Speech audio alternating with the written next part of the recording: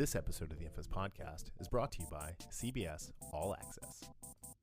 Looking for a new streaming service to add so you can watch more stuff? Check out CBS All Access. Hit up infamouspodcast.com/CBS and you can get a free 1-week trial to CBS All Access and check out things like Star Trek Discovery, Picard, Survivor, all the other cool stuff that CBS has to offer. Star Trek Discovery, I said that already. You should really watch that.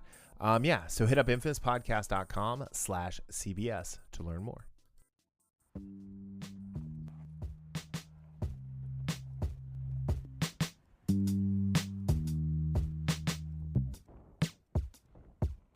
Hey, welcome back to the Infamous Podcast. This is Brian. This is Darryl. And Darryl, this is no Jedi.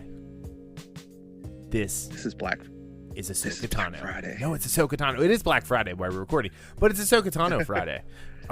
Let's be honest. That's what we're here to talk about. That's what we love.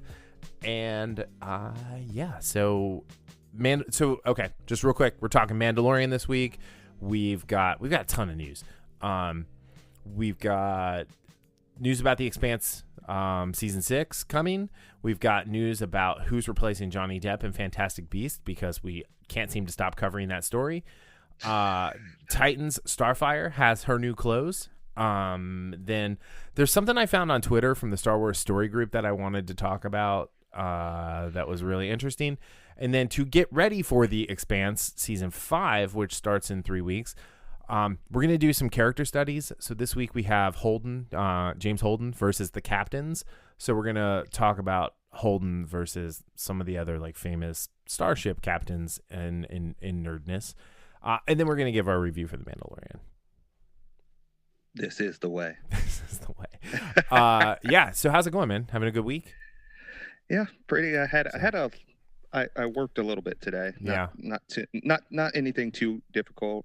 Had to take a quick stop at Kroger before we got on air. So pretty good day. Had a good day yesterday. Went against the grain for Thanksgiving. Made my lasagna. Nice. Which, see, gotta admit, it was pretty good. I don't like Thanksgiving food. By the way, happy Thanksgiving to everybody out there. I don't like Thanksgiving food. I don't like turkey. Mashed potatoes are fine. I like sweet potatoes, but I don't like cranberry sauce. I don't like stuffing. I try not to eat bread, so Cranberry sauce is not good to me. Yeah. I've never liked it. Growing up, it was one of those things I would always say hard pass. So I normally send out a graphic with my Happy Turkey Genocide Day greetings to everyone. This year I didn't do that just because I thought, that might be just some people might think that's weird if they're not with their families or something like that. So I don't know. Yeah, it's funny. Maybe because I was in the kitchen for most of the afternoon, but I actually didn't send out. I sent it out to my family, but I usually send stuff out to. I sent it out to you. But yeah.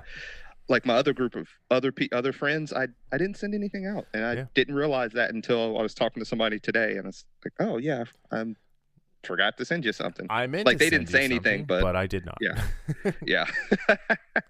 I was gonna send you something, but yes, but I was busy. But no, it's just it's one of those things. I think with everything happening with the global bastard and all of that, it's just whatever. But yeah, so getting down to business. The Expanse is coming back for season 5, but we got some news from Deadline that it has been picked up for a 6th and final season. Which this news for me, and we'll talk, it was a little bit bittersweet. It is, and so I think you and I are on different sides of this because I'm actually okay with this. But the other news that goes along with this is Kaz Anvar is not coming back, which I think is bullshit. Absolutely. So if you guys don't know, Kaz Anvar plays Alex Krumel, the pilot of the Rocinante, the literal heart and soul of the crew. Yes. The literal heart and soul. Without him, these are a bunch of pirates. Speaking of lasagna, right? His homemade. Yeah. The cheese is soy, the meat is soy, but the mushrooms are real. Anyway, it's one of my favorite lines when the documentary crew was there.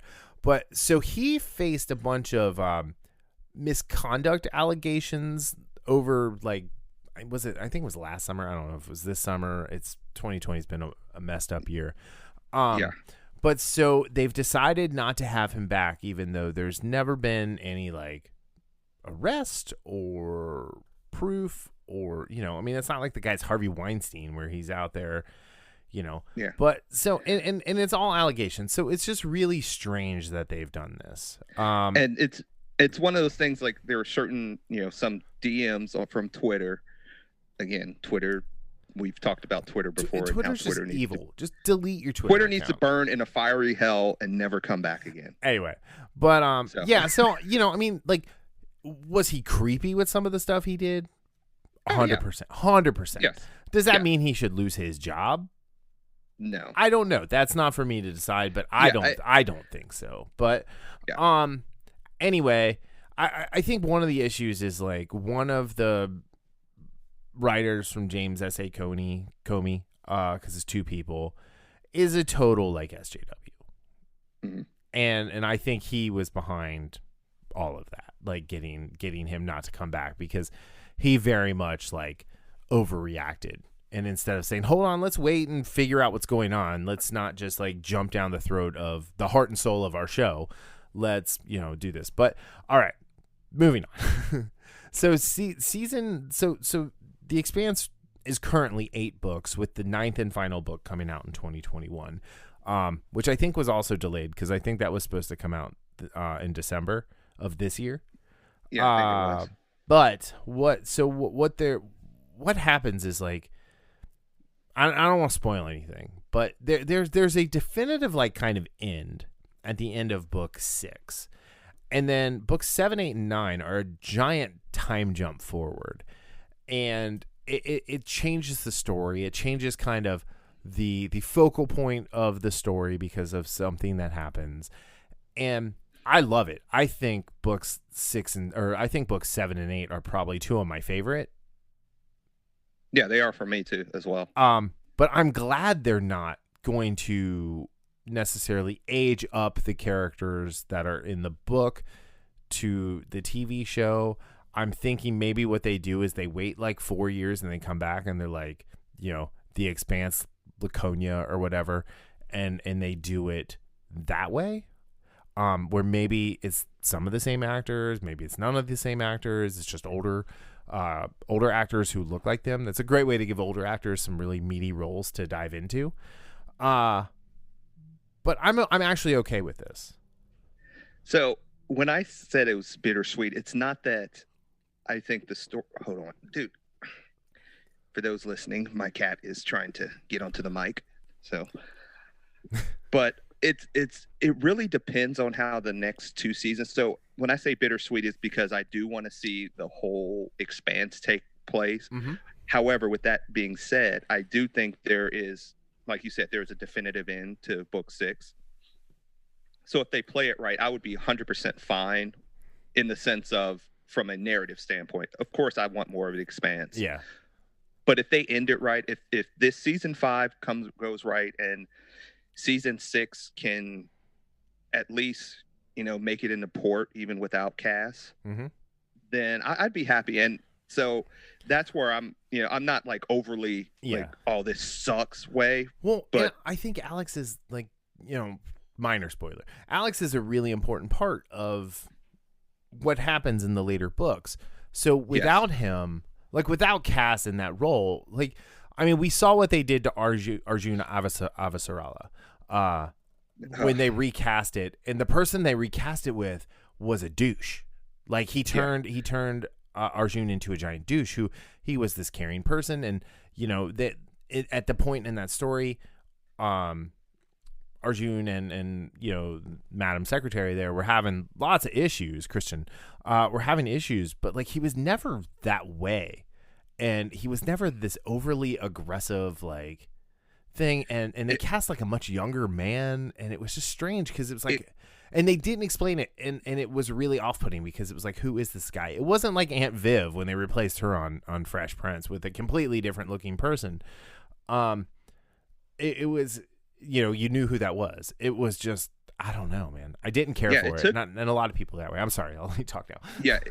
It took me a minute to realize who the guy was. I'm like, is this an advisor? Because the way he was talking, and again, I think I did read that Brian, I forgot his last name, the one that originally played Arjun, was busy. Yeah, he wasn't able to come back. So, but the decision to cast this, and again, there's nothing against the new actor in the sense of him being an actor, no. But the role of Arjun, he was totally miscast. Mm-hmm. It really took me out of their whole relationship, to be honest, and I lost a little something with her story, with him being just such a different character than what he should have been. Well, and I thought the way they took, like, I hate saying this, but they took some of her agency away. Yes. Because she is such a badass, powerful character. If you guys are looking, if you haven't watched The Expanse, and to the ladies who are listening who are looking for like female representation of like just strict badassness, yes, Christian absolutely. Avasalara 1, Karamina Drummer 2. Yeah. On the show. In the book, like, I mean, Naomi's a badass too, but in the book, Naomi's a much better character in the book than on the show. And that has nothing to do with Dominic Tipper. She's amazing. It's just kind of the way they've handled her story. Again, I think someone who they've taken a little bit of the character's agency away from in the show versus the book. But no, I mean, I'm excited. I actually like it when they announce that a show is going to end, and that it has that logical stopping point. And yes, and I will say that, yeah, anytime a show can plot for its end, it's going to be better. Absolutely. So yeah, in this regard, again, I think losing Cass is going to be a huge blow. Mm-hmm. But hopefully, like I said, it might be like the Razor Crest. Hopefully it can get into port. Yeah. So hopefully it lands and doesn't fall into the water. So yes.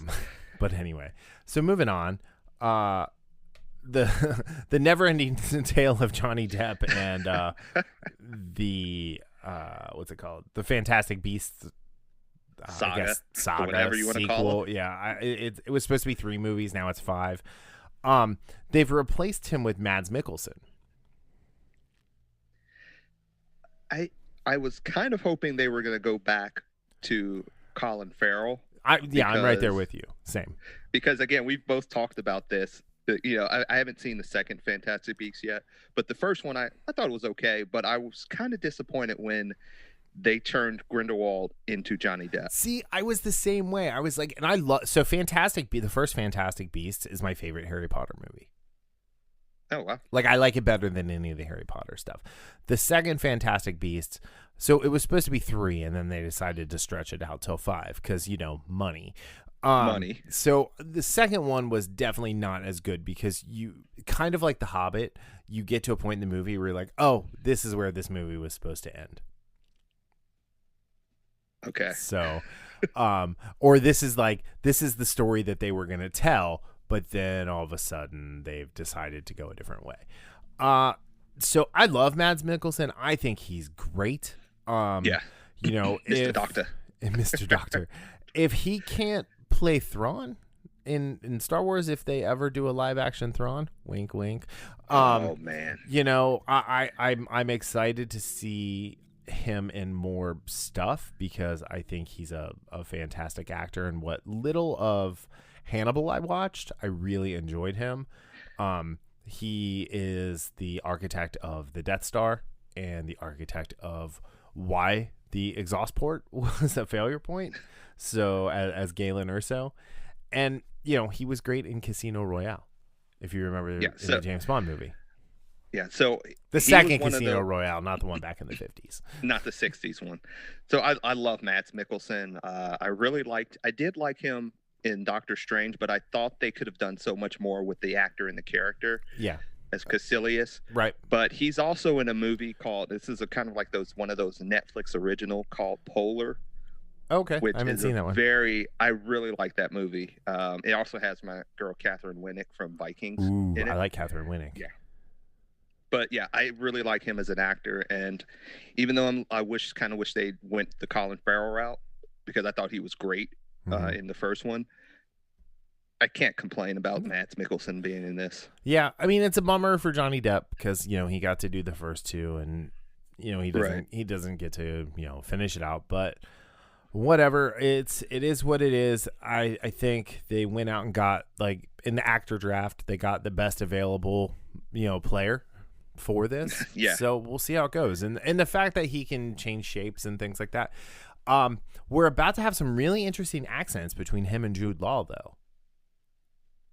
I mean, because Mads Mikkelsen has a very interesting accent, because he's Swedish or whatever. I don't know. I didn't look it up. But Jude Law is definitely very English, so it'll be really interesting to just listen to them talk. Right. That I didn't even think, but I do like him as an actor in general. And I have never seen Hannibal. That's kind of on my maybe one day list. Yeah, it's on Amazon right now. It's not, like, I've only watched a little bit of it. It's not bad. It's definitely one of those things where it's like you have to be in a mood to watch it, in my opinion. Okay. Like, because it's dark. Yeah. I mean, it's dark and it's cannibalism, and it's Hannibal Lecter. So you're kind of sitting there watching and being like, oh, hey, like, let's compare this to Sir Anthony Hopkins.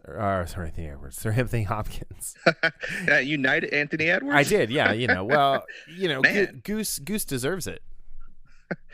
Rip Goose. Goose is one that definitely has to rest in power. So, damn injection. All right, moving on to the next one, we've got some season 3 reveals, some more costume reveals for Titans, for the Titans character. And how do you say Anna's last name? Yeah, Diop. Anyway, let's go with Diop.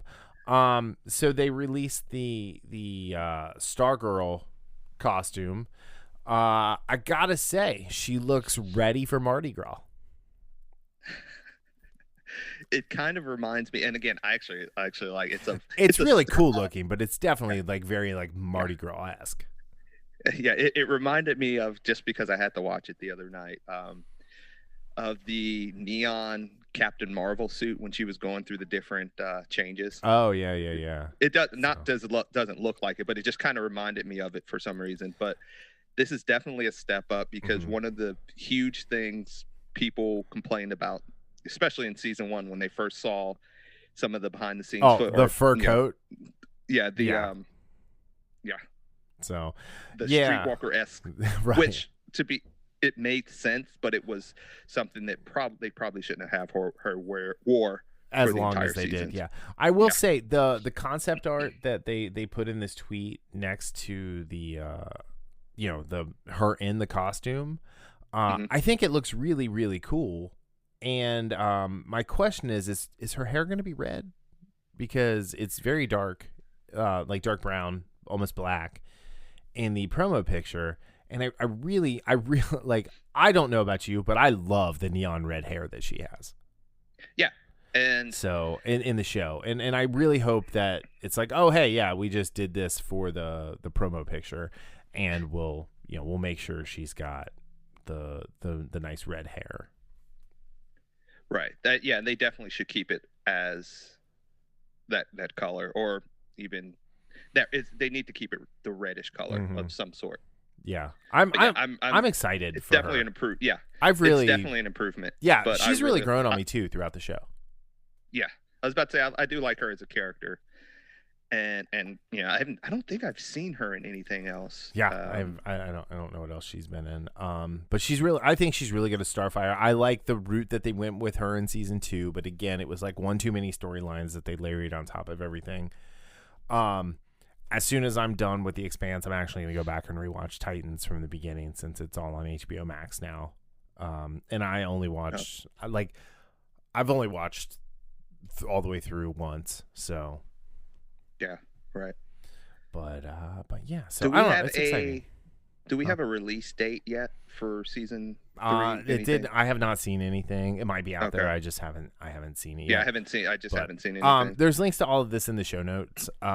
So it's definitely worth checking out. It's really, like I said, it's really cool what the direction they're taking her, and we'll see what happens. Hopefully, like I said, she has the bright red hair, but even if she doesn't, she's beautiful, and 2, she's a really good actress. So yeah.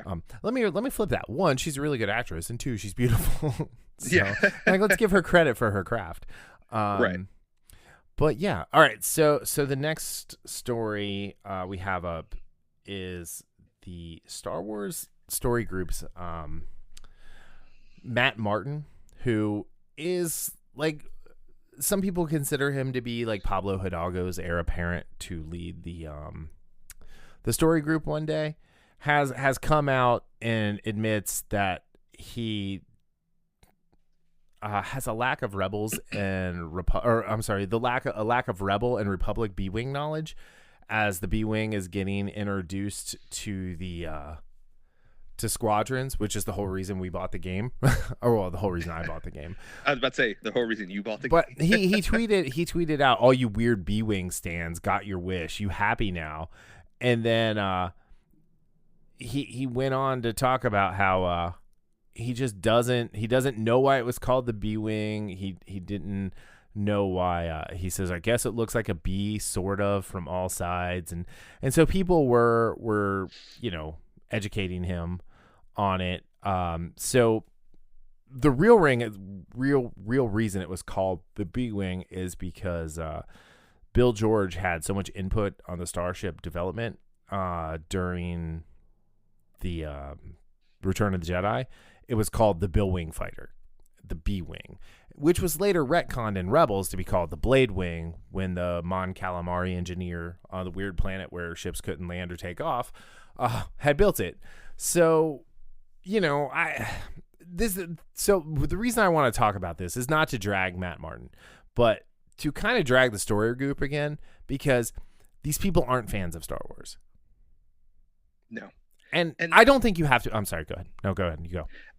This is one of those things where on the surface it seems like we're nitpicking, but not really. If you're a major part of a story group of a franchise like Star Wars, 1, that's something you should know, and 2, if you don't, it's very easy to look it up and educate yourself. As one of the responses said, it took me less than 30 seconds to find it on Wikipedia. Yeah, Wikipedia is a great resource, but the thing is like the story group should be putting out a resource like Wikipedia. Like, this is like to let us know what's actual canon and what's not, because of all this stuff. Because when they first announced like they were doing away with the EU and calling it Legends, and then it was going to be the Disney canon, they were like, all the games, all the books, all the comics, it's all canon.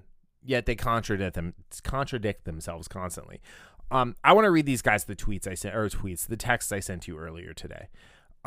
So I was thinking about the Mando, and why it works and where the movies didn't.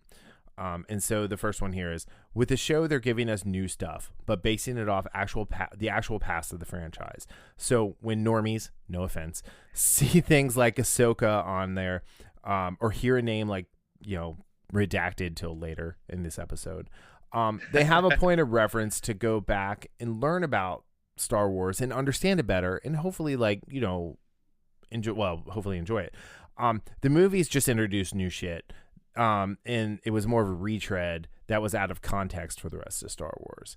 And so they, you replied back, they didn't take chances or even build on the past like Mando does. And I said, nope, that's because they had activists doing the movies. And so I think the big thing here that the story group, I'm not sure how much involvement they have, because Dave Filoni is, the Padawan. Like he is, he was the learner, but he is now the master. I don't know how much he needs them. And, John is a huge fan of Star Wars. He has been for a long time, Jon Favreau. And it tells, and it shows how much they care.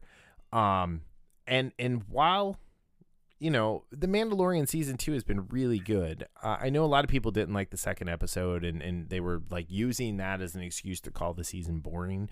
The season is not boring, but not at all. I think we get to see the love and care with which they craft this show, and seeing and we'll segue into we got to talk about Holden, but seeing the way Ahsoka was introduced, that was with 100% love and care. Yes. So everything about the Mandalorian so far has felt like, even episode 2, which again is my least favorite, but I still liked it, episode of this season.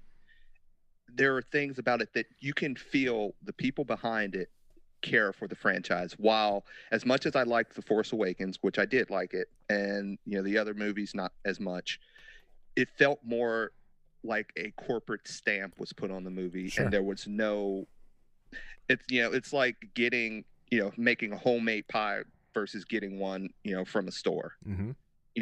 Almost always the homemade pie is going to be better, if grandma or whoever, mom's cooking it or what have you. And that's how I look at, you can feel the love put into it, as the mushrooms, as you mentioned, with Cass, right, or Alex. With Alex. Yeah, versus that corporate stamp of, okay, we're just shelling something out for, we're not doing it really we're doing it for the money. I mean, that's kind of what the Resistance felt like. If you want to talk about that corporateness, you had the Clone Wars, you had Rebels, right? Rebels was very much a Disney property. It was steeped in lore, and they pulled a lot of the Legends stuff that was uncanonized back into canon. And then the Clone Wars with season 7, the final season, like they recanonized a ton of stuff. But then Resistance was just kind of like, I never saw that one. This is happening during the end of this is right before the end of The Force Awakens, and during The Last Jedi, rubber stamp, and there was just nothing to it. It was just kind of Star noise, not Star Wars. Right. So yeah, I don't know. I think I love the way the Mandalorian's going, and I can't wait to see the expanded Filoni-verse with the Ahsoka standoff or spinoff, and we'll get to that more. So let's jump to the captains. The captains. So this is like I said, we're gonna do this kind of breakdown of who the characters are, if you guys haven't seen it, because I know a lot of people watch this, but I've actually talked to a lot of my friends, and I'm like, have you watched The Expanse yet? And they're like, no. What's The Expanse? And I'm like, oh my god, do I have the show for you? And here's some Audible credits. Get the books. I'm always encouraging people to read the books for this series before watching the show. Yeah, and that's what. Yeah, I think I told you that I did. I think I read the books, probably start reading them a couple years before. I didn't even know, that was before I even knew a show was happening. Right.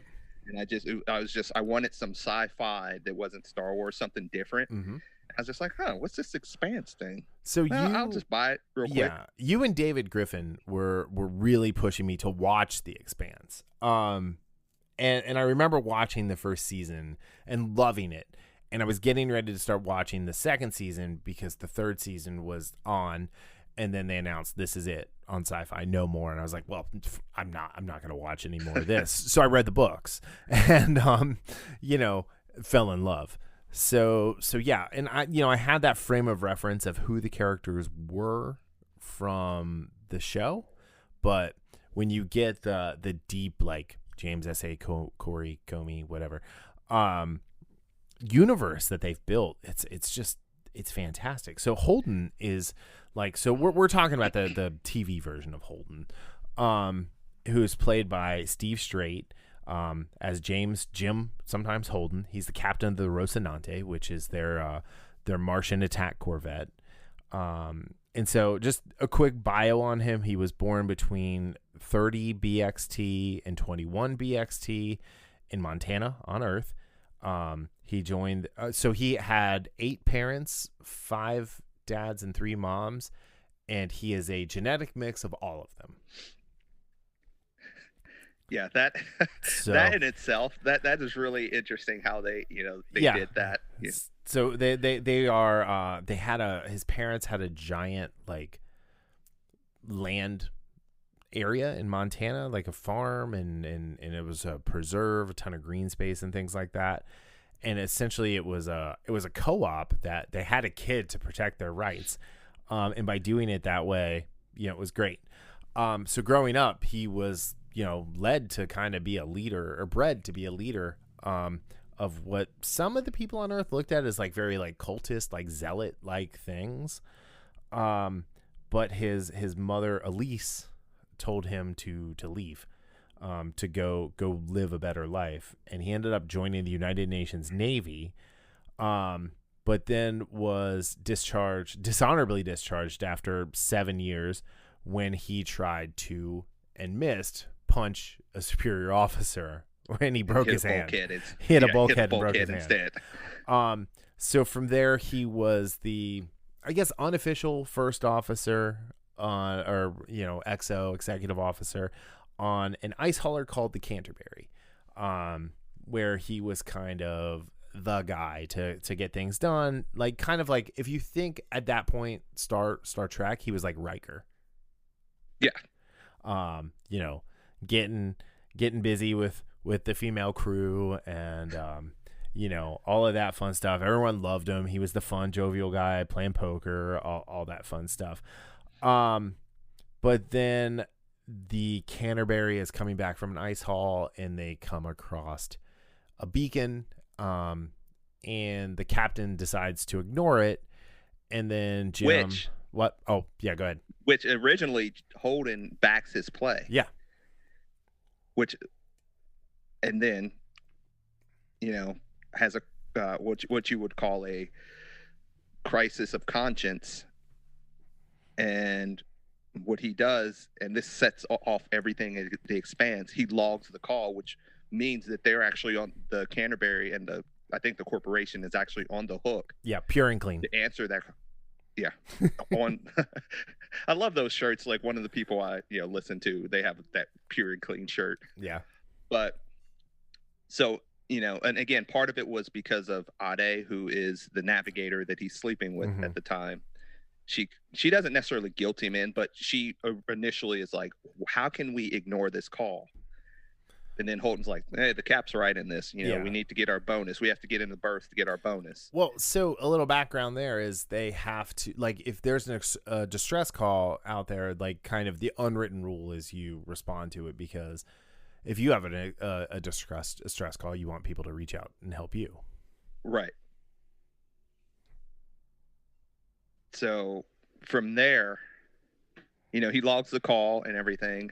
And this kind of shows, like, Holden at his best, or just Holden at his core, is always trying to do the right thing. Yeah. Even if it's, regardless of circumstances, he's always trying to do the right thing. Now, he doesn't always go about doing the right thing in the most efficient way, or the most logical way, because I remember at one point I told you that Holden is, I can't remember how I phrased it, but you were like, no, Holden has no chill. No, there's no chill. In the sense of, I think in the first Blade movie, they describe Holden to a T with a specific line. Some motherfuckers are always trying to ice skate uphill. I love that line. Like, I mean, that's what he does. He's constantly fighting for what he thinks is right. And he won't back down once he's like a dog with a bone. Like, he will not back down once he's dug in. So, what by him lodging that call, the Canterbury eventually is destroyed, and killing everybody on the ship except for a guy named Shed, who doesn't last very long, Naomi, Amos, and Alex, who end up becoming the crew of the Rocinante. And there's a ton of stuff that happens there. But so when he becomes the captain of the Rocinante is when we really, like, they elect him to be the captain because, he's the best one for the job. But he's responsible for saving more lives in the galaxy than anybody. and it's because of that strict sense of righteousness, right? Thinking about like in Thor, was it the Dark World, where Loki was, wearing the armor, the cap, where he switched into cap, and he's like, I feel the righteousness and the goodness. Yeah. That's another good way to look at Holden. But yeah, so when you look at some of the captains that I picked, right? We have Captain Kirk, Mal Reynolds, Han Solo, Jean-Luc Picard. I did not put Captain in front of Jean-Luc Picard because he's Jean-Luc Picard. And then Captain Catherine Janeway.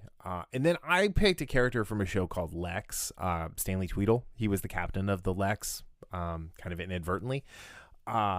Because Stanley is the 100% antithesis of Holden. He'll do whatever he can to not do the right thing.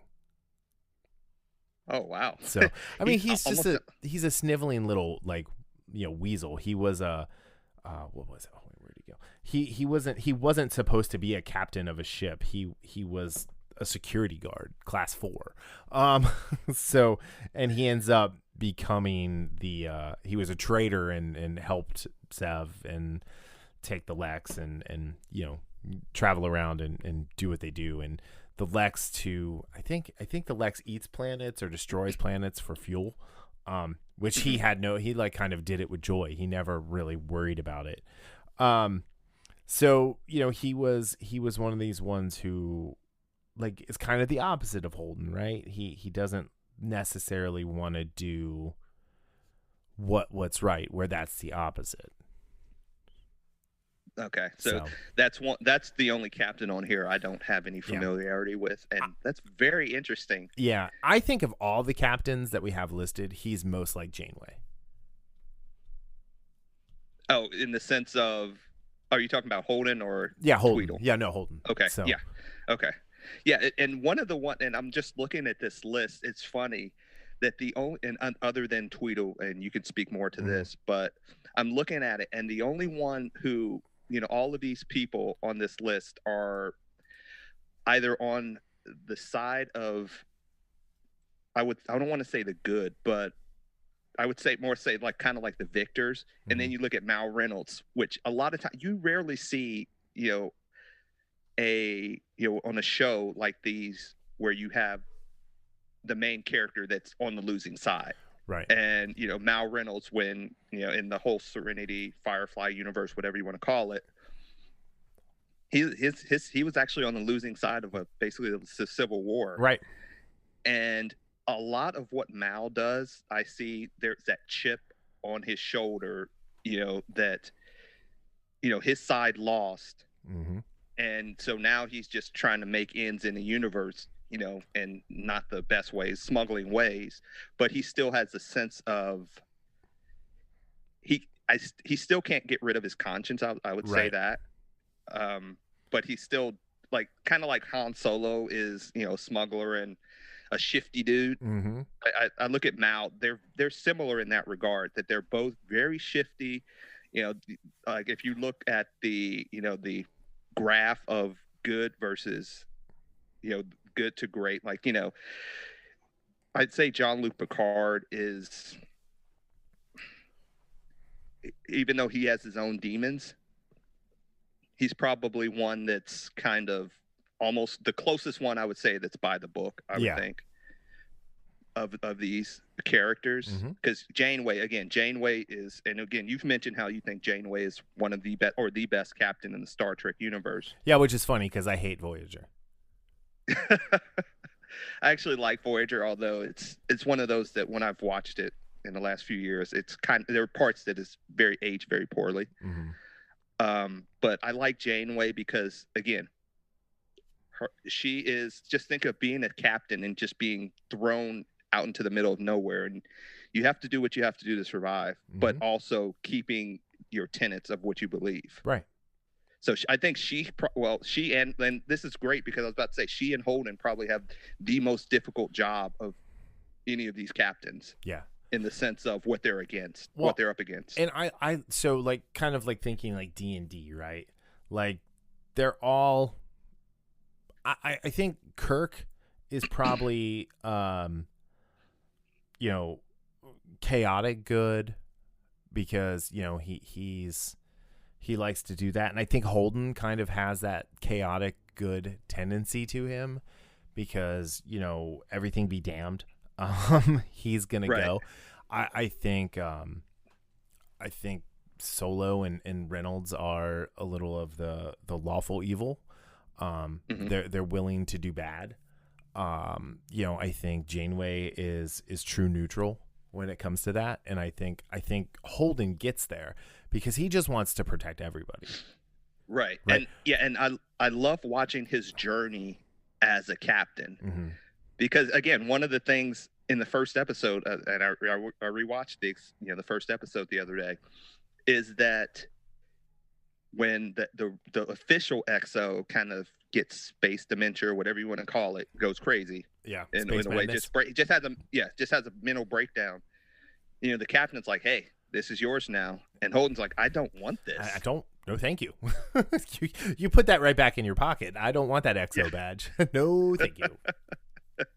So, but as the series goes on, like even as the first season goes on, you see him become that reluctant leader, go from being reluctant to being, "Hey, I need to do this," right, and stepping up and doing what needs to be done. No, you're absolutely right. So no, like I said, I think because Janeway though looks at her crew as a family, and Holden is definitely the patriarch of the Rocinante family.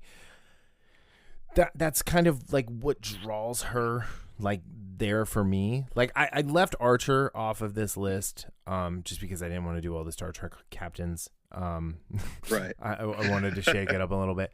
But I think the other side of Picard as the diplomat, with Holden as the diplomat, especially kind of later on in his career as the captain of the Rocinante, or even I guess at the beginning of his career as the Rocinante, as being viewed as someone who can work with Earth and Mars and the OPA after they figure out he's not a terrorist, is one of those things. And that's why in season 3 and in book 4, when they go out to the ring and Clarissa Mao makes the fake message, that's why it's so powerful when he's like, "No, I've decided I am going to be a terrorist. You guys were all right with the fake message," and everyone's like, "Well, we got to just blow him up now because this guy is more trouble than he's worth."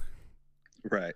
And it's funny you said that about the whole terrorist thing, because one of the things Janeway does is she makes her second in command. He was a terrorist. Yeah, Chakotay was for the Maquis. Maquis, yeah. So. Yeah. So, and again, that was one of those circumstances. She saw him as the best fit for the job, and their circumstances were, again, they get whacked into the Delta Quadrant. Right. And that's what Holden eventually becomes, is the best person for the job. Yeah, and it's one of those, and again, it's not that he asked for it, but sometimes leadership is thrust upon you. Yep. And he eventually realizes, this is on me. I have to do this. Yeah. You didn't ask to be part of the FS podcast. It was thrust upon you, and you have risen with grace and aplomb, good sir. I like that word, aplomb. I do too. That's why I said it. All right. So this is James Holden. He is the cornerstone character for The Expanse. So next week we're gonna talk about Naomi and Alex, because we've only got 3 weeks. So we're gonna put Naomi and Alex together, because I feel like they are a little bit of polarized characters for the show. Alex is a certain way, and Naomi's a certain way, especially the show version of Naomi. And right. I think it'll be good to kind of compare the two of them and what they bring to the Rocinante and the crew, and where their leanings of right and wrong get in the way. Right. So, and then we're gonna close out with Amos, because we could literally talk about Amos for 3 straight hours, and it would be all right. So, Amos is, what can you say is other than he's Amos Burton? Yeah, he's Amos Burton. So Or is he? Dun, dun, dun. Dun, dun, dun. All right. So moving on to the Mandalorian chapter. What chapter are we on? 13. Yes. The Lucky Jedi. 13. Yep.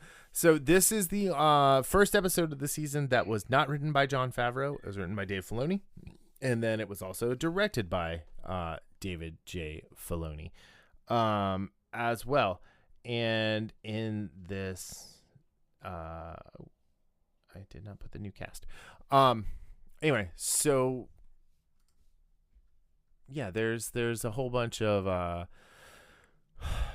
I mean, let's just go through it. So this episode, like, Filoni didn't, like, excuse my French, but did not fuck around with this episode. I mean, he got right to the Ahsoka Tano. Oh, by the way, spoilers. Yes, spoilers. Yeah, spoilers. Hashtag spoilers, @ spoilers, links to spoilers, just spoilers. But no, I mean, Ahsoka just got down to it, and she had the twin lightsabers. She was using the Force. She was hunting the guards. You know, she did some killing. Yeah, it's funny that you mentioned Blade a few minutes ago, and it's because this intro really reminded me of, again, one of my favorite movie introductions was Blade in that club. the first movie. Yeah, in the club. That was awesome. And one of the things I love with Ahsoka is how she would disappear into the shadows, and sometimes there were a couple of shots where you only saw her from a distance, and her activate her lightsaber. Mm-hmm. Then she deactivates it, and she's gone. Yeah, and she just fades away into nothing. It was so very, very cool the way they did all of that. It was beautifully shot. I think the director of photography did an amazing job with that. And Filoni, I mean, you could tell, like, this was based off of animation, right? Like, it was framed out with these beautiful, like, still shots and, like, hero shots, if you will, like framing her, framing the bad guys, framing the background. You know, I think the other really cool thing is, like, so the second time I watched this, I had my headphones on. So I have the AirPod Pros, and they have the spatial audio. And man, that was the way to watch this show, because you hear everything, and, like, as you turn your head, like, the audio goes with you, and it was really, really cool. That would have been. I thought about using my headphones. I probably don't have the versions you do, but I have some pretty good headphones. Yeah, I mean, if you have decent headphones, it's worth it. And I thought about using them the second time, and I didn't. Guess I'm gonna have to watch it again. Yep. So, I mean, like, if I could go buy this episode on iTunes right now, I would just buy it and own it and have it forever. So, not the same on Amazon, because they don't want you to keep stuff forever. So even though I came down on, like, the pro Amazon side on that. Anyway, but no, there's just so much cool stuff that happens in this episode, and we get right to it, and we learn that she's on Corvus, in the city of Caladan. Shout out to Dune there. And she gets to the gate, and she is confronted by the magistrate, I guess, Morgan Elsbeth, who was a former Imperial, and her hired gun, as Mando calls him, Lang, played by Kyle Reese himself, Michael Biehn. Yeah, that was pretty awesome. He's looking old. Yeah, I didn't actually realize it was him until the scene when he walks out, outside the gates with Mando. Yeah. Okay. Yeah. I recognized him, and I knew he was going to be in this season. I didn't know which episode he was going to be in. But yeah, and so then she's talking to the magistrate. The magistrate's like, I don't care about these people. I'll kill 1, 10, 100. It doesn't matter to me. Like, you're not getting in here. And so she gives her. Ahsoka gives the magistrate a day to think about it. It's like, this is the most gunslinger thing. It's like, it was such a great, like, spaghetti western that was happening, and it was really cool. So then from there we go back to, okay, I'm gonna say this. I said it to you before we started. This season, the only purpose the Mandalorian serves is to show us what's happening in the rest of the galaxy. I firmly believe that is the point of season 2. It's really hard to argue that when you look, if you just break it down episode by episode. And again, I've always compared it to the whole role RPG, open world type. Yeah. He's going from place to place, and again, we'll talk about it a little bit later. But he gets he has this exotic weapons quest he gets, right? And so that's I didn't think about that until you said it, and it was one of those things where it just clicked into place. Yeah, and I don't mind that at all. No, I don't mind it either. Because there's a lot of people who think the Mandalorian's the most boring character on the show, which I disagree with that. I mean, there's a lot there, especially finding out he's a cultist. Anyway, so they're flying the Razor Crest, coming in, and they're out in space, and the child, and we're not going to call him that for much longer. The child, Baby Yoda, is trying to steal the ball off of the gear shift again. Yeah. And he's like, no, I told you to stop that. And they you go sit in your seat. We're gonna land. You gotta behave, dude. And they land, and they're getting ready to go look around the city to try and find Ahsoka. And lo and behold, the child, Baby Yoda, has the ball. What a little shit. What are you going to do with this kid? Well, we'll get to that. We will definitely get to that. So he goes to the town, and he's like, yeah, no, I'm a hunter. I'm just looking for a layover. I've just been busy flying around doing my thing. And they let him in. Yeah, I thought that was really weird. Yeah, did you notice that? And again, he takes, as a cultist, he takes his oath seriously. Mm-hmm. So when was this Lang? Yeah, Lang asked him, "Are you a part of the guild?" What he says is, "Last time I checked." Yeah, which is hilarious. Is that not a red flag? And it looked like Lang gave him that look, like, I don't know about this guy. Yeah, but I'm going to let him in anyway. Are you sure you're in the guild? But anyway, it was very funny, and he's going through, and he comes, he gets taken to the magistrate after he's walking through the town trying to get people to talk to him, and people just run away. They're like, nope, we're not going to talk to you. And you had Wing, that's the character's name, being like, don't talk to anybody, don't talk to him, don't talk to me, don't talk to her, just please go. Played by Wing Tao Cho. What was very interesting to see what was happening there. So he gets taken to Magistrate Elsbeth. And before that, he also sees, the quote unquote, not quote unquote, but the pseudo crucifix line of people in these cages. Yeah, the caged people. So sporadically shocked. Yeah. Or electric, like whatever you want to call it. Maybe that's the answer to Twitter.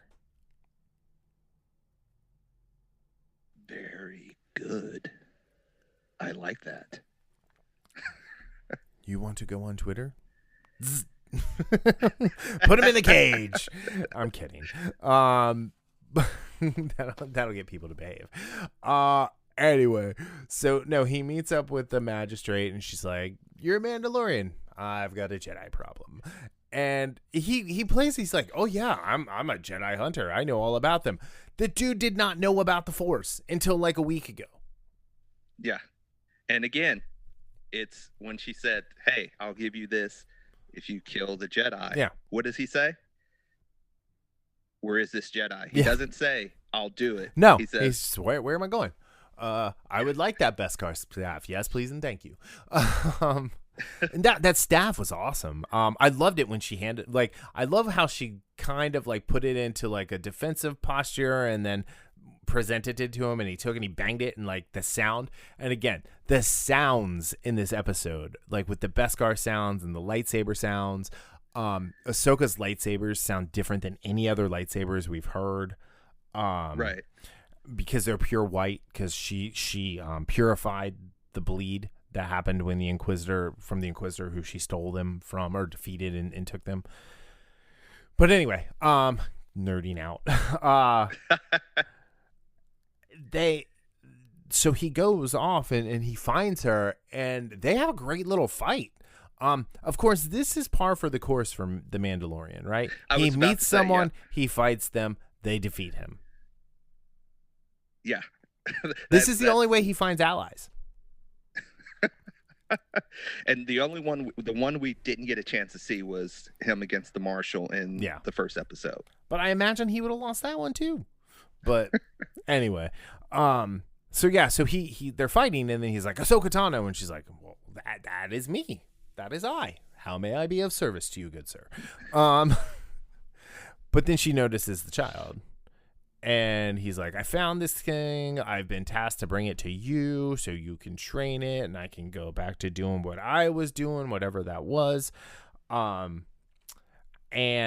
so Ahsoka's like, well, all right, let me commune with the little guy. And they do, and we learn his name. Grogu. I love it. I'm not even complaining about it. So we learned a lot in this episode about Grogu, who we are never going to refer to as the child or Baby Yoda ever again. And I'm going to call him Grogu. It's just going to happen. I'm probably going to call him Baby Groot a couple times. But Grogu and Ahsoka sit down. They deal with it. They do their Padawan thing, because neither of them are Jedi. And we find out that Grogu was raised in the Jedi Temple. Yes, and that I have so many questions. And so Yoda and Yaddle got busy. So we also find out that, all these years he's been hiding, he feels that isolation. He feels being alone. He's been hiding his powers for all that time. And I thought it was interesting that she asked, can he still use the Force? Yeah. And he's like, yeah, he has powers. She's like, no, the Force gives him those powers, dude. Get with the program. Understand what's happening, please, and thank you. Yeah, I'm pretty sure Ahsoka was thinking in her head, man, this guy's a normie. Mm-hmm. Yeah. Totes normie, this one. But yeah, it was really cool. So we found out that he was in the Jedi Temple. He was alone for several years. He hid his powers to survive. So, there was something that he was taught there, but they've been fading due to their unuse and the fear and anger that he feels. And he's repressed a bunch of memories. I thought that was the really interesting point. Yeah, and I was going to say that I think that is huge, because that could answer some of my questions, considering that he acts like a child. Yeah. And the fact that he was trained for years. He's 50-ish years old, or however old he is. It doesn't add up. But when she's finding out that he's suppressing all these memories, I think as we learn a little bit more about the memories he's suppressing, a lot of this, his mental acumen and where it is right now will make more sense. Right. Oh, absolutely. And then she decides she's not going to train him. And she says, I've seen this before. Jedi who had this fear and this anger and what happens to them. Yeah. I saw it in the very best of us. Yeah. She's like, I love that line. So, at this point she's fought Vader, been rescued by Ezra, in the the dark place, or whatever, the world between worlds. I really hope that comes into play at some point in this whole Star Wars thing. I really, really do. But she says, I'm not gonna train him.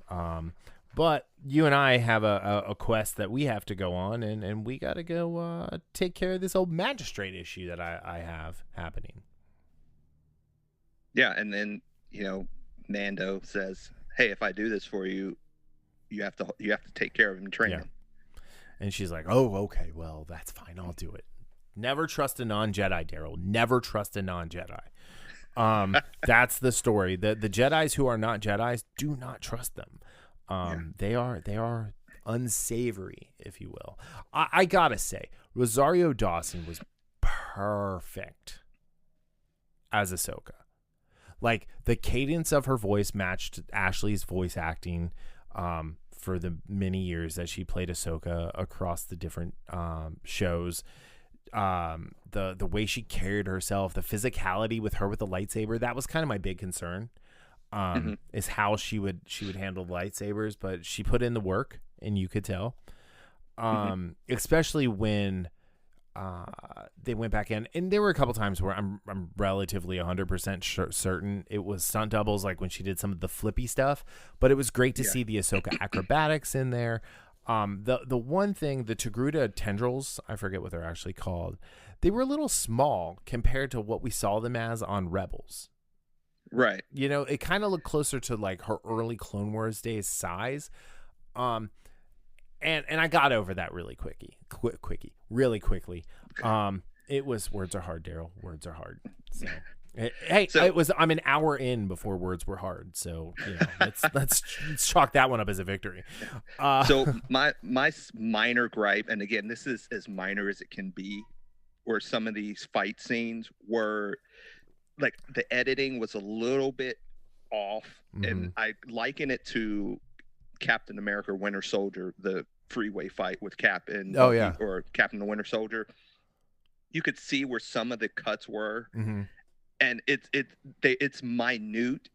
You know, it's one of those things that like most people won't pay attention to, but you know, I'm a nerd about some of these things, so I caught that. But other than that, I love the action scenes in this. They were great. They were so great. So they head back out to the Citadel City, whatever, and you know, she goes in and she makes her way in, and she's like, yeah, you know that bounty hunter you sent after me, he's dead. And she throws out the mudhorn pulpit or whatever it's called, pauldron, and you know, then they get to killing. Yeah, well, granted, she does most of it, but he does a fair bit of killing. Like I thought, you know, I feel like he's gotten a little bit of a bad rap the last few weeks, like making Mando kind of look like less of a warrior than the other warriors that he's encountered. I thought he did a pretty good job this time. So one thing that I really liked about, and it has nothing to do with Ahsoka and Mando, is a lot of times you see someone who is like, I'm not strong enough. What can I do? You know, when we were talking about Holden, you know, doing the right thing. Yeah. Right. And in this, even though he knew he was basically going to die, Wing was that his name? Yeah, the governor, or the guy. Yeah, he actually, when they're about to kill, you know, the two soldiers are about to kill the people in the cages, or he actually comes out, and this is right before Mando, you know, makes his jetpack entrance. Yeah. That says a lot for who that guy is, right. And that's that quick scene. It shows what type of person or what type of character he is. Yeah, and I really did like that. Again, I'm going to my death, but I'm going to do what's right. Yep. Yeah, and you know, I mean, he was, you know, spoiler, he was the governor before the magistrate came, and then he became magistrate at the end of the episode. But you know, that was really a cool thing. But no, the battles, like the battle between the mercenaries and the droids and Lang, were really cool. I loved the little standoff, you know, Doc Holliday, Johnny Ringo style. Yeah, that was, then like them going back and forth, you know. I would say Lang doing the talking, trying to get a little bit closer because you know, he has more of a close quarters weapon, and then you hearing in the background Ahsoka fighting the magistrate. And so that was the sound I was talking about. When those lightsabers hit the Beskar staff, it just sounded so cool. And I thought that fight was great. I saw some people complaining like, well, Ahsoka should have just owned her. And it's like, Ahsoka was never one to step in and like overly use the Force, especially when it came to like a duel. You know, but the other thing too is she wasn't trying to kill this person. Elsbeth had information that she needed. And, you know, initially I thought, you know, as what you were saying, I was like, why doesn't she just, for a split second, I'm like, she could do this, that, or the other.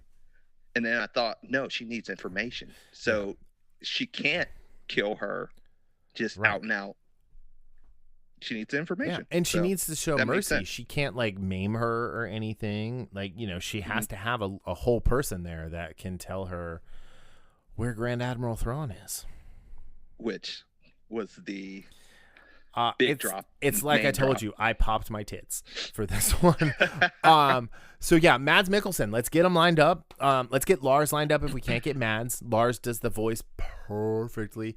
If we want to make Thrawn a completely CG character, Mark Thompson, who does the books, let's just bring him in to do the voice. This is amazing. We're getting Ezra Bridger in live action. Yes. So let's get Dev Patel on the phone right now. The dude from iZombie, you were fine in iZombie. You are not Ezra Bridger. Let's get Dev Patel. Let's do it right. And yeah. And one thing, one of the things, after the dust was settled, I love that parting shot they show. Usually they show Mando in his ship going, leaving wherever he's leaving to. But in this one, the last 15 or 20 seconds of the episode, it's all Ahsoka. Yeah. Well, I mean, this was her big coming out. This is the backdoor pilot to the Ahsoka spinoff. Which I am, after seeing this, very excited for. Well, I told you what they should do at this point is they should immediately cancel The Mandalorian and take all of the budget that they have for The Mandalorian and give it to Dave Filoni for the Ahsoka show and bring in Bo-Katan, bring Cara Dune over, bring Grief Karga, bring Mando over. That's fine. Mando can have a place in this new world, but let's do the Ahsoka show with double the budget. You would not have any complaints from me. So instead of 8 episodes, we'll have 16 episodes. And you're never going to hear me say we need more episodes of shows. I was just about to say, you're one that says 13 at most. Yeah, I mean, like, let's just do 16. Let's knock it out. Let's do 16. Double the episodes. Let's get the runtime up from like 34 minutes to around 47 minutes, and voila. But no, I mean, this was really cool. I really liked the relationship that the pseudo like burgeoning relationship built between Din and Din Djarin and Ahsoka Tano. I hope we see her again this season. I think, one of the interesting things to think about here is the backlash that's happening on that evil platform that shall not be named about the addition of Rosario Dawson is real, and it's uninformed and silly. I'm gonna just restate what I've said many times. Those people who complain about the casting of characters and things that happen are not fans of Star Wars, Disney Star Wars, or otherwise. No. And if this show has been so good. I don't think there's anything more that they could ask for out of it, because they put story first. First and foremost, they put story. And that was very evident with this episode, because this episode could have very well just been Ahsoka flipping around and fighting people with a lightsaber. But no, we got Grogu's name. We got some of Grogu's backstory. We learned that Grogu is not a clone. We learned that he's a living boy. Or a man. He's a young man in his species name. Who's this Grogu? Am I saying it wrong again? Grogu. Sorry. See, I told you I was going to say it wrong. Well, Grogu. You did. Yeah, I was about to say, you did say, hey, it's going to happen. Grogu. Deal with it. Yeah, so Baby Groot.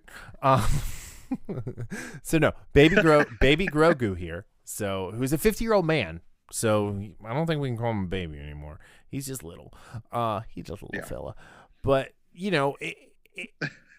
they did so much more that they didn't have to do. And I thought the Thrawn name drop, the Grand Admiral Thrawn name drop, was just a cherry on top of all of this, because it's like they know where they're going. They have this mapped out. This is not the sequel trilogy where they were like, let's just do this first and like you, I like The Force Awakens. I still like The Force Awakens. I'll go back and watch it. It's the only one that I'll really go back and watch. Same here. And then they said, let's do The Last Jedi and throw out everything that we were trying to do to have the world's slowest spaceship chase. I mean, because that's what that was. It was the world's slowest spaceship chase. Anyway. And then, and then it's like, well, let's try and bring it back around with the safest, most boring way possible, while also shitting all over everything that's been done before with The Rise of Skywalker, which I am not a huge detractor of The Rise of Skywalker, partly because I really liked Rey. I thought Rey had a ton of potential as a character. I think the mistake was made that what they should have done is Rey should have definitely been a main character. But the main character of this series the sequel trilogy should have been about the redemption of Ben Solo. Yes. And Kylo Ren should have been the main character. And I think Finn should have had a much larger role as the co-antagonist. The stormtrooper the stormtrooper, the baby who became a slave, who became a stormtrooper, who defied the supreme leader. Wait, that sounds familiar. Are you not entertained? Is this not why you were here? I mean, like it kind of writes itself. They could have got Ridley Scott to come in and do it. Yeah. Dude, like Rey could have been a gladiator with Finn, and they could have teamed up together to overthrow everything, and then we don't need any of the resistance bullshit. And then they could have brought all of that to the New Republic and been like, hey, you guys are really messing up on the Outer Rim. We fixed your shit for you, but now we're in charge of all of this. And they could have ruled the galaxy as untrained Jedi 1 and 2. Yeah. And like you said, The Mandalorian has put story first, which sadly the Disney trilogy did not do. No, it did not. Because they didn't have a plan. No. They didn't even have part of a plan. They didn't even have 11% of a plan. They only focused on the minutia. Yeah. And that's why I'm loving The Mandalorian so much. It's been so good. Like again, the egg eating episode had a point. I mean, Peyton Reed tried to do a horror movie and it didn't really work out, but it still pushed the story along. Yeah.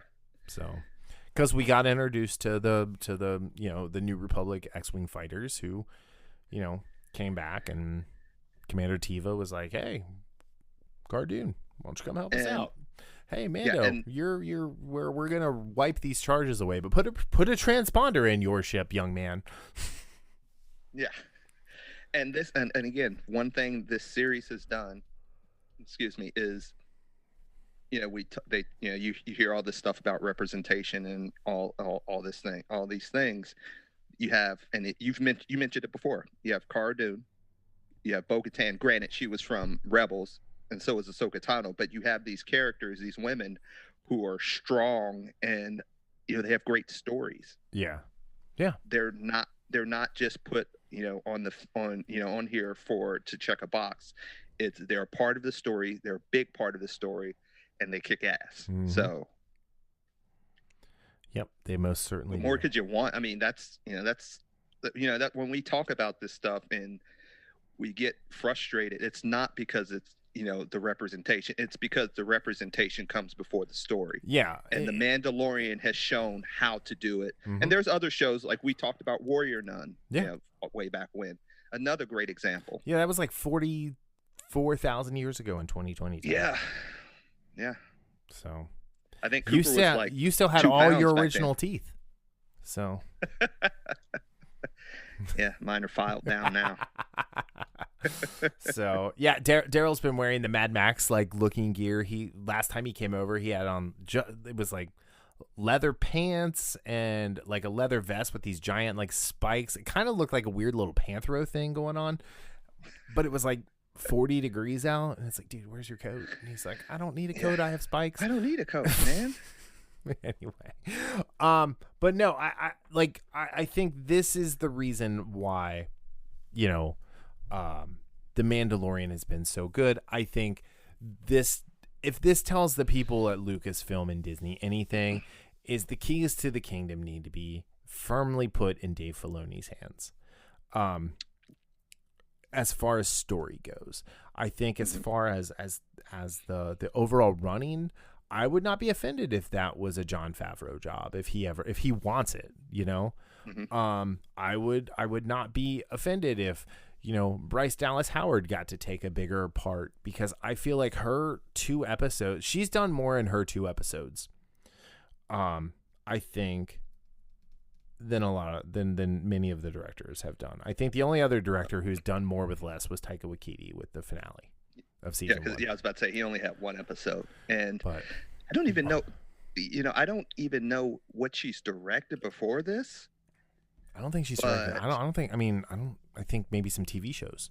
But yeah, she has. We have these magical devices where we could probably find an answer. Oh yeah, there's this thing called IMDb, I think it's called. Yeah, I'm gonna look it up right now. Okay. But yeah, no, you're right.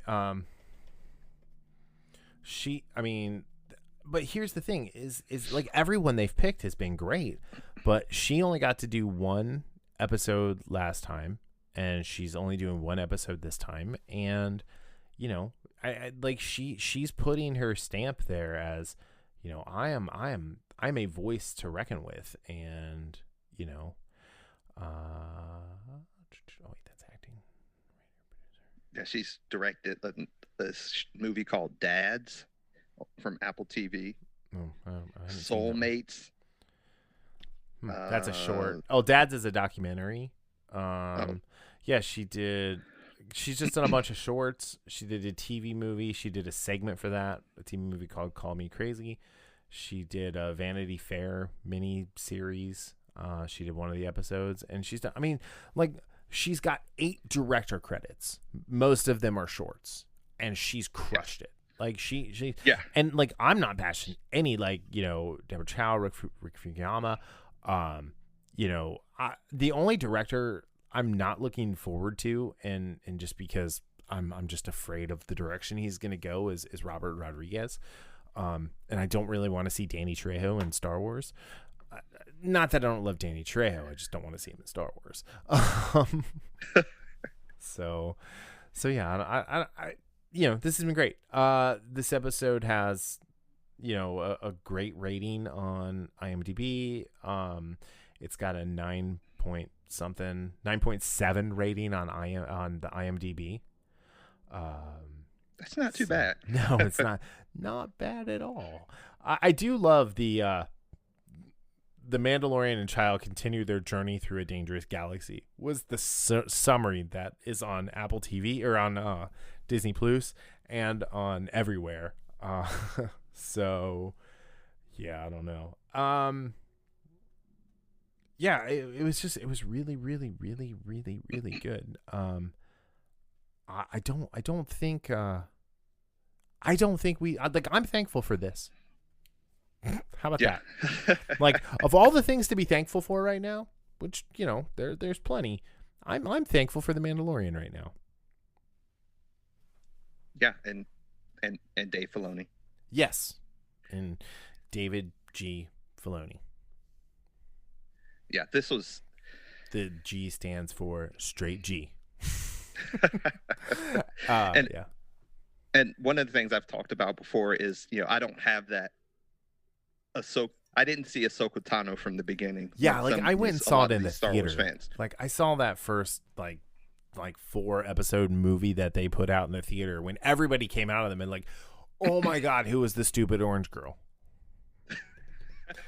But like, you know, there was a great thing because Filoni apparently did this on purpose. Like they wanted you not to like her so she could earn her R2-D2 place as one of the best characters in Star Wars. See, yeah, something like that. That's again, we're going back to story. That's you know, he had a plan for her and followed through. Mm-hmm. And one of the things I see sometimes in shows is that Heroes is a great example, is they have a plan and based on the audience reaction, they throw out that plan. Yeah. Hiro Hamada. Or no, not Hiro Hamada. What was Hero's last name? Anyway, but Hero. It was a prime example of that. So and again, I didn't know that little tidbit that, that was his plan to have her come out as that annoying brat and then, earn her respect. Yep. So you keep your car. I want the respect. So yeah, no, this is great. I'm excited to see where it goes from here. Are we gonna see Thrawn on Mandalorian? I don't think so. I think that's something that they would save. I wonder if we're gonna get. I wonder if we're gonna get Rex at some point before the end of the season, because I feel like. So the rumor is that Moff Gideon is hiding out on Mandalore, right? So I'm assuming the last 2 episodes are going to be like the retaking of Mandalore, and we're going to get Ahsoka coming back, and Bo-Katan, and the Night Owls, and Cara Dune, and Greef Karga, and Mando, and all of that. Like he's going to go get Cobb Vanth, and they're gonna go and do their thing. It's going to be the Avengers moment. Yeah. So by the way, speaking of the Avengers, my wife and daughter were watching Endgame, and it got to the point where Black Widow died, and I totally took a video of my daughter getting upset and sent it to Darryl. And what did I call you? You told me I'm the greatest person that has ever lived. A monster. Oh yeah, I'm 100% monster. So I last time we went to Target, I was gonna buy the Black Widow Christmas ornament just so I could continually knock it off the tree, and Haley could find it on the ground. So anyway, I think that's a good spot to end on. So yeah. All right. So The Expanse starts in a couple weeks. If you guys haven't started watching, now is the time. You can. It's 4 seasons. 4 seasons, 3 13-episode seasons, and a 10-episode season. So it's easy to get through. It's super bingeable. I told Darryl I was going to watch like 1 or 2 a day, and I ended up like watching like 6 in a day. One of the days. Honestly, to be honest, I think I'm going to do that on Saturday. Yeah, it's just Expanse binge. Nice. Yeah, I'm on episode 2 of season 4. So, and I took today off of The Expanse so I could watch The Mandalorian several times. But yeah. All right. Well, on that note, quick thank you to Julian Brown and Matt Mitchell for being our patrons. You guys can join them at infamouspodcast.com/Patreon, or go to patreon.com/infamouspodcast. Either way works. Yeah. All right, Darryl, any last words? No, just hope everybody had a good Thanksgiving, and again, watch The Expanse. Watch a little bit more of The Mandalorian. Yeah, definitely watch this episode with headphones on, like 100%. Cool. All right. Talk to you guys later. Bye. All right. See ya.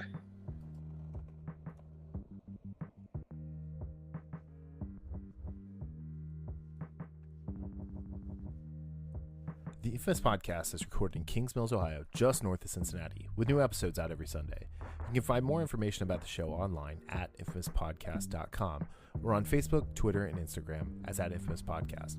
You can subscribe to the show on Apple Podcasts, Spotify, Google Play, iHeartRadio, or your favorite podcatching app. If you're enjoying the show, consider giving us a 5-star review on Apple Podcast, or check out our Patreon at patreon.com/infamouspodcast for our new tiers and rewards. The Infamous Podcast is hosted and produced by me, Brian Tudor, with music provided by Michael Henry from meetmichaelhenry.com. You can find me on social media on Facebook, Twitter, and Instagram as @BrianTudor. So, whenever you're listening to the show, have a great day, night, evening, weekend, whenever it is, and we'll see you next time. Later.